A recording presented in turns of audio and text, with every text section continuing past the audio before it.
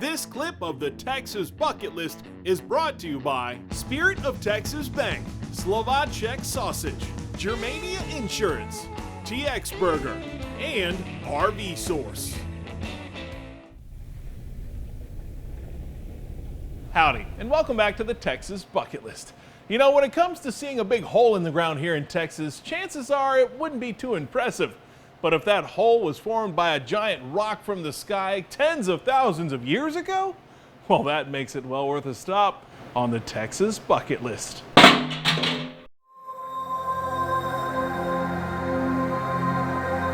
Out in the vast space that is known as West Texas, you'll get sunk into a story about a simple hole in the sands of the Permian Basin, formed by a space rock that knew something a bit more desolate than the outskirts of Odessa. That had to be one crazy day out here in the middle of nowhere. I imagine. Douglas Netherland took us on an odyssey of the Odessa crater. 63,000 years ago, there was a meteor storm creating meteor impacts throughout the world. And this happens to be one of them that occurred. The sound of distant pump jacks is about all you'll hear out here now. But many, many years ago, there was a huge explosion thanks to a meteor crashing into this part of the Lone Star State. This is the center point. It's the lowest point of the crater. We were approximately about 400 feet underwater when this occurred. And that's actually lowballing it. Some estimates put us at 700 feet. Wow. Yes, sir. All those millennia ago, this area was covered by an ocean when a meteor plowed into our planet. Today, all that remains is a 500-foot wide crater that only goes down about 6 feet. But back then, the crater dove 100 feet below the surface. Over the years, the wind has blown soot back in, and plant life has grown here.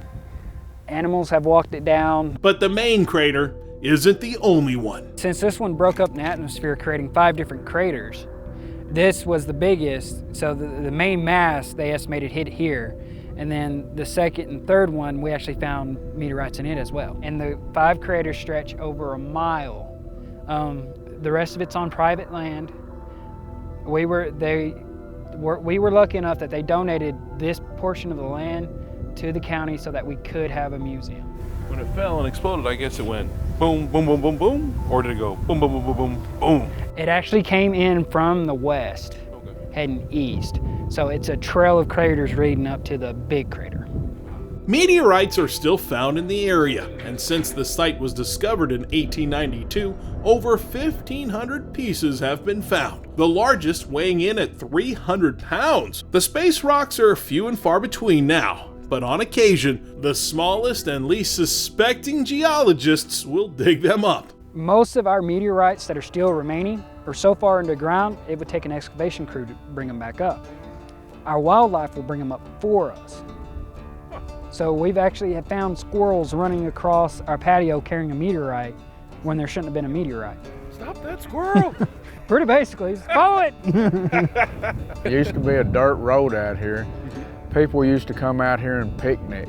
Monty Carlin hails from these parts and has all sorts of stories about what he's seen here over the years. I don't think when I was a kid I ever came out here at night, but I heard that a lot of people would come out here and have their beer parties out here. So I don't know if that's worth knowing about. Now that seems like something worth checking off the list. How often can you party at a meteor crater, right? That's right, it's probably one of the only place right here, I know that. What Monty really comes here for, a chance to space out. You're all to your own wits and everything to figure things out. And out here, you know, like, to me, that's what it is. It's just like just a place where you can find peace of mind, big time. This prehistoric pit is particularly unparalleled, thanks to the simple fact you can walk right through it. Believe it or not, there's not very many craters that you're actually able to go down and see. And we have something that's even rare. We allow you to walk through the center of our crater, unlike the ones in other places where you can't go down to the bottom of their crater.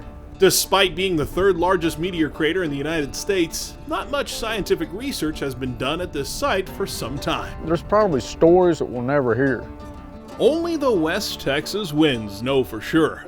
But if you want to explore the Odessa meteor crater, you just might be one of the last generations to do so. This has been designated as a national landmark. It is now a vanishing national landmark because in a few decades, this will not be here anymore. It will fill in and this will be just flat land.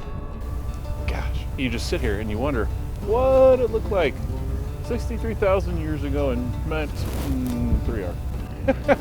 Looking Sure. straight up at a big ball like, Yeah. here it comes. Be a little scared. So I love it out here myself, you know, that's about all I can say about it. I don't know, it's because I've lived out here and it's like I've always been able to go, this is a go-to place for me.